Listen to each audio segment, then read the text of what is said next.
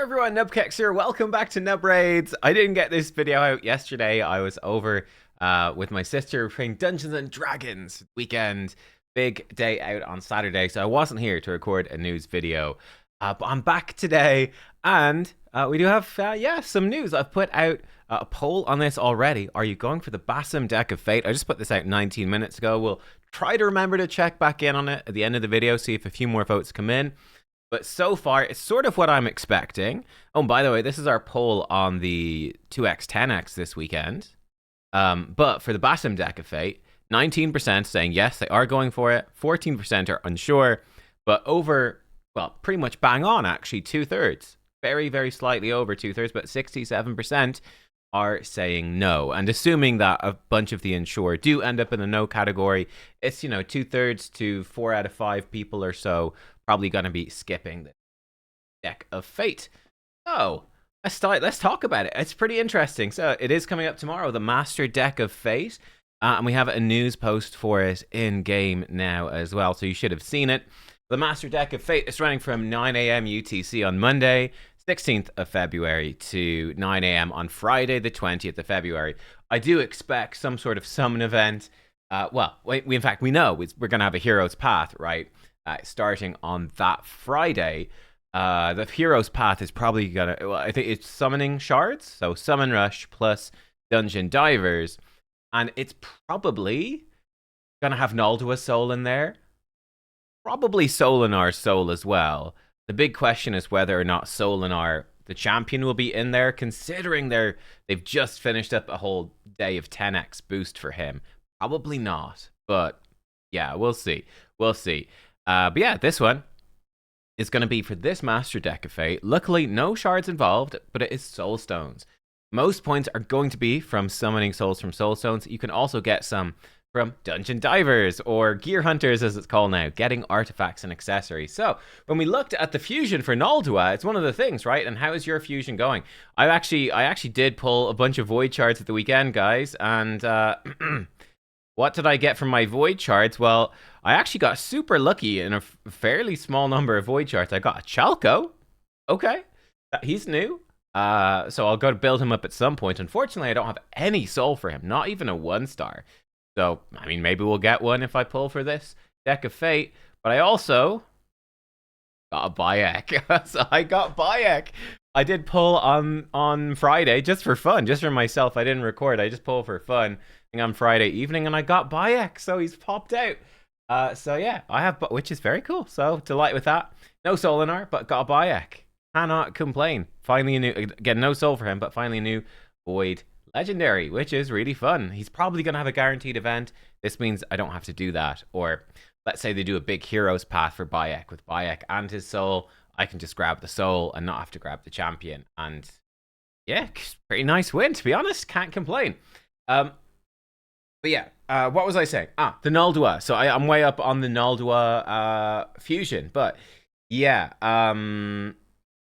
because we're having a Hero's Path near the end of her fusion, that's, as I said, almost certain. I'd be 95% certain her soul is going to be in the Hero's Path. That's coming next weekend. So we don't need any events for Naldua after this fusion. I think we'll definitely go into more guaranteed events for the Assassins. As I do still expect probably a Hero's Path, probably for Bayek. And I think we'll see maybe a deck of, well, seeing as we're getting a deck of fate here, I guess we won't get a deck of fate for Edward. And Edward is, I think he's one of the weaker assassins, but he's got a hell of a lot of hype around him. Obviously, people really like Black Flag, the pirate game. It's a really good pirate game. Not a very great assassin game, but a very good pirate game. It's old now, but yeah, I think the remaster for that, they're remaking it. I think that's been pushed back. The question is going to be, how are people going to get Edward? Probably not a deck of fate. So Titan event seems fairly likely for Edward, I would say. So yeah, I think after Naldua Fusion, I think we probably get an Assassin's Creed themed Titan event. That Titan event will probably be for Edward. And I think we'll probably see another Hero's Path as one of the summon events during it for Bayek. And probably Bayek Soul. Possibly something for Edwards, or possibly some souls for several of the assassins in there. That's what we're looking at going forwards. Anyway, for tomorrow, though, it is certain after being in loads of summon events and prism events and everything, we're finally getting a guaranteed way to get Basim. Is Basim good? I think the answer is simple. What do people think in game? Yeah, I pretty much agree with this. I think yes, Basim is very good. He's not like best champion in the game. He's not a 5 out of 5, breaking the game, absolutely batshit insane. Which I think, Bayek is. I think Solinar is as well. Like they have the potential to be like, oh, absolutely. Like I think Bayek with his passive, where you can't get crits, and also just his utility for Chimera and clan bosses in general. It's like, yeah, okay, great for clan bosses. This can be like break the game in PvP. That's kind of cool. You don't have that with Basim. Basim is just good. He's just really good. So he's self-sufficient. He provides his own perfect fail on an extra turn, and he has that buff for 3 turns. This move does big single target damage. His A1 actually does fairly decent single target damage. It can also place weaken, and it can debuff spread, and those can have very high chances when he's under perfect fail, which is really, really nice. And then the assassin passive, again, because he's doing pretty good single target damage, he does quite frequently trigger this, and he's actually pretty good at securing kills in arena. Between the double hits here, and they hit hard, the more buffs and debuffs on him and on the enemy both, you can rack up. It's hard to get up to 100%, but you're definitely going to get a substantial damage bonus most of the time. And again, the A1, not crazy damage, but the double hits, triggering this, it happens quite often, and he can actually secure single target kills pretty darn well. And then he's got an AoE. This AoE just hits hard. It ignores 15% defense. If he's under Veil or Perfect Veil, and he self-provides it, it will ignore 30% defense, which is a really good, solid AoE, right? You can't really go wrong. If you've got lethal gear, which you probably would have, 25% ignore defense, or Savage. If you trigger Helm Smasher Mastery, which you probably would have on him, another 25% ignore defense, half of the time, 50% of the time. That's another 50% ignore defense. You're now up to 80% ignore defense. You could give him something like a Cat's Gaze. Potentially hit 100% ignore defense with the Cat's Gaze. Or you could just say, you know what, 80% ignore defense, actually plenty. I'll give him like a Wand of Submission for some safety. Whatever. It's a really solid AoE. Again, it's not like breaking the game, but it's very, very good. It's very respectable. And yeah, he also puts out block active skills, and it can ignore block debuffs, which is fantastic. That can stop mythicals from activating their metamorph. Stops most things, really. It's very, very useful. So, yeah. Oh, I also should mention, of course, he ignores 25% resistance when using skills if he's under Veil or Perfect Veil.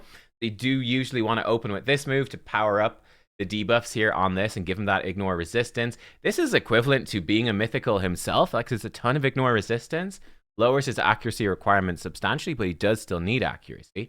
And then he's got, again, a really nice little passive. This can be pretty cool. If you steal Stone Skin or you steal block damage, it's actually really helpful. Steal unkillable sometimes.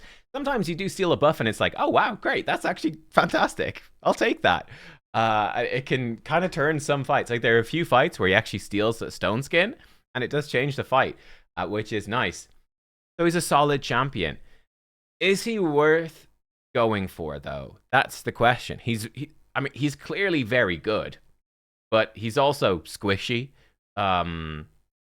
He's not, while he's very, very good, he's not doing stupidly high boss damage, so he's not like a lock-in for bosses. He's not doing absolutely ridiculous PvP damage, and combined with his squishiness, he's like, oh, he's very good for PvP, but he's not a top-tier meta pick, like, let's say, Predator, when Predator ramps up his passive, or Nice, or whatever, any of them.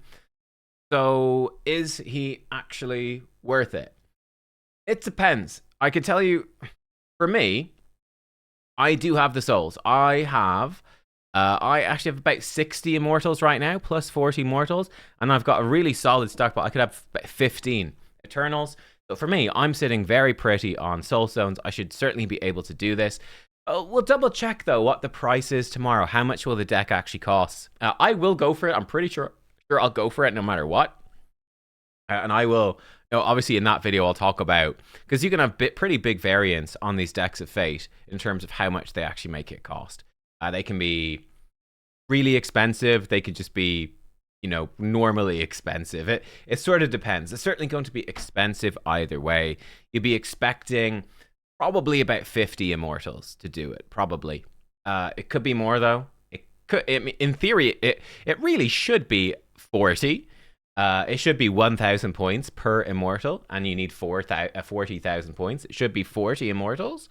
But Plarium keep lowering the points of the soul stones. It could go as low as like 600 per immortal, or something absurd like that. It's just a bit stupid, frankly, but it is the reality. Welcome to Raid Shadow Legends. If you haven't realized yet, welcome. Nice of you to join us here.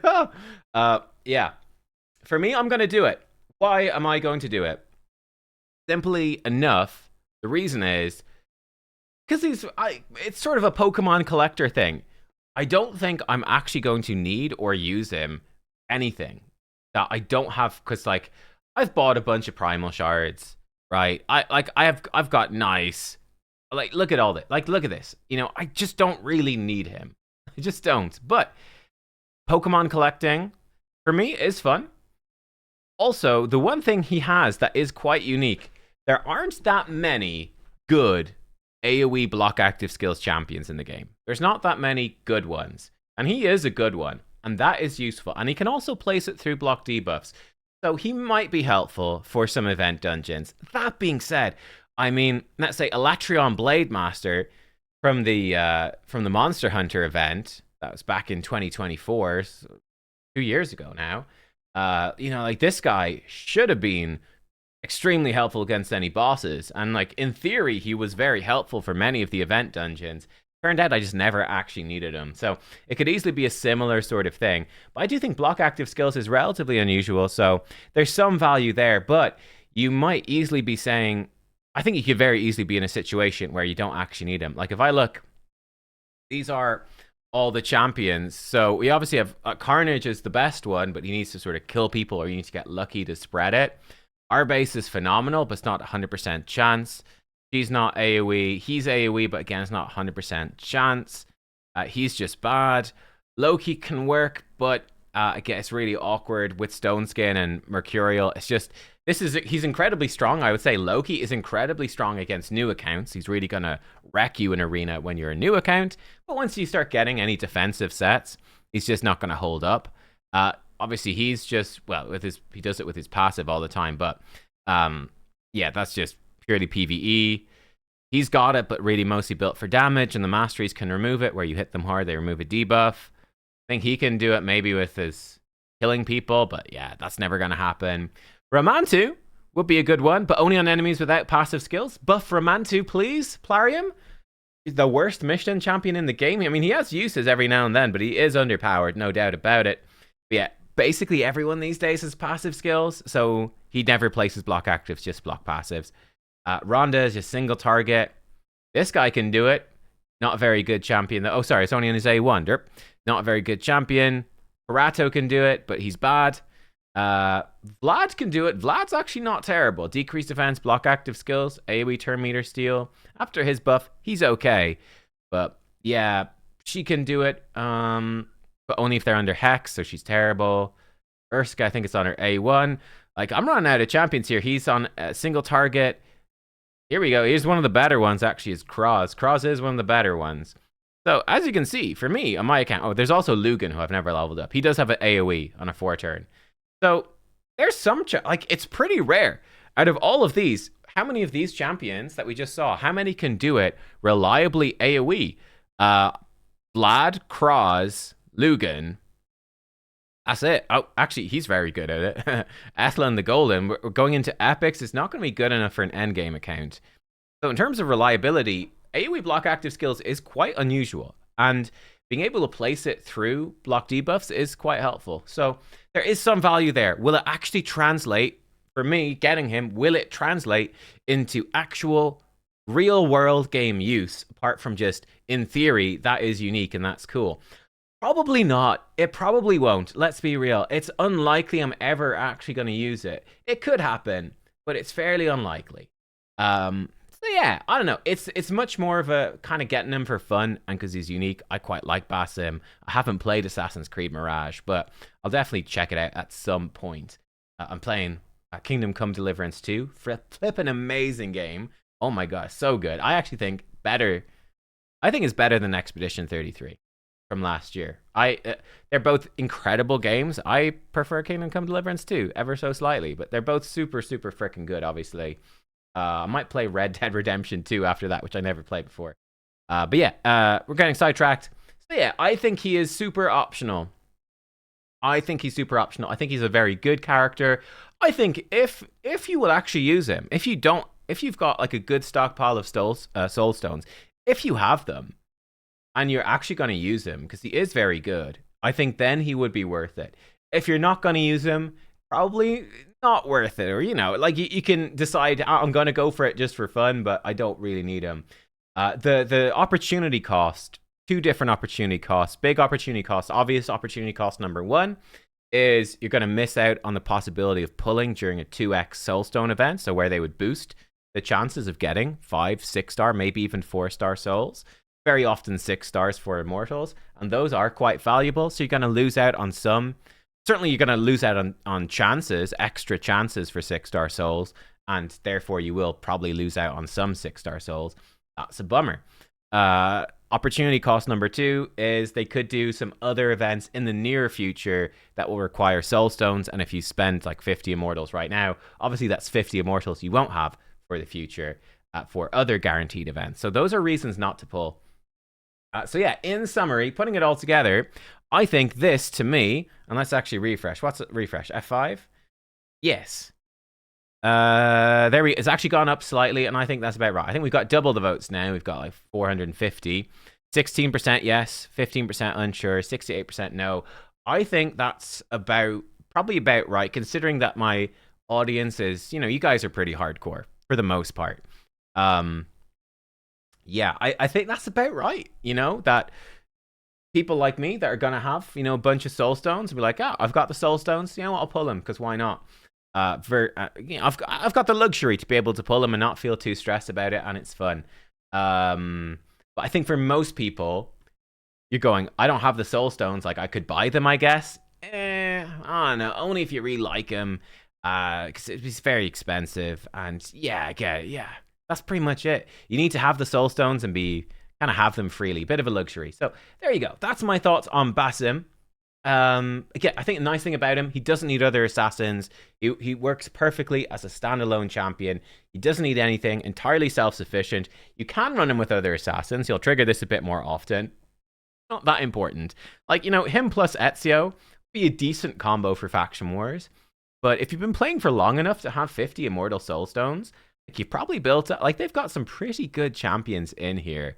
Obviously, you won't have Polara if you're still progressing in Faction Wars. But if you have Glycea, she's fantastic now. Lady Noelle is amazing. They've got a few, like Deacon, Phoenix, Godseeker. They've got some Shamail's very good, actually, for Stage 21 hard. They've got some very good ones. I will say, Bassim's certainly way better than April. I got her from the Titan event, and I think I gave her masteries for the sake of it. I haven't even used her. Bassim is actually good, though. But yeah, actually, I guess that's the point to end the video on. Actually good. Like, genuinely good legendary. Certainly for more endgame accounts. Late to endgame accounts in 2026, which is probably, for late to endgame, is probably about half of you guys. But a very good legendary is something that, you're happy enough to pull. It's okay to have. It's like, that's cool. I can play with them for a little bit of fun, but not account changing, and that's really what is more exciting and is going to drive more engagement for players. Something like Solinar, who is so impactful, so strong in PvP, that's more account changing. I think Bayek is account changing as well. It opens up strategies and teams that are simply impossible without them. That is what is more exciting. Basim is certainly not one of those. He's very good, but yeah, I don't know. Very good when you've got 1,000 other champions in the game. Might not be worth it for you if you even have the soul stones in the first place. Anyway, I'm going to go for it. I'll see you tomorrow, unless it's crazy expensive. But if it's like even a little shit, even if the price is a little shit, I'll probably go for it. Probably. If it's really expensive, that might put me off. But yeah, that's it. I'll see you guys tomorrow for the Deck of Fate. Cheers. Let me know, again, in the comments, your thoughts in detail on Basim. And yeah, predictions for what's upcoming. Again, my prediction at this point would be probably a Titan event for Edward. I think it makes sense because he can provide perfect veil for other assassins. I think he's the perfect Titan event champion. And I think Bayek probably show up in a hero's path alongside his soul, because I think this is pretty game changing, and yeah, he's much better with his soul as well. There you go. That's all I got. I'll see you next time. Goodbye.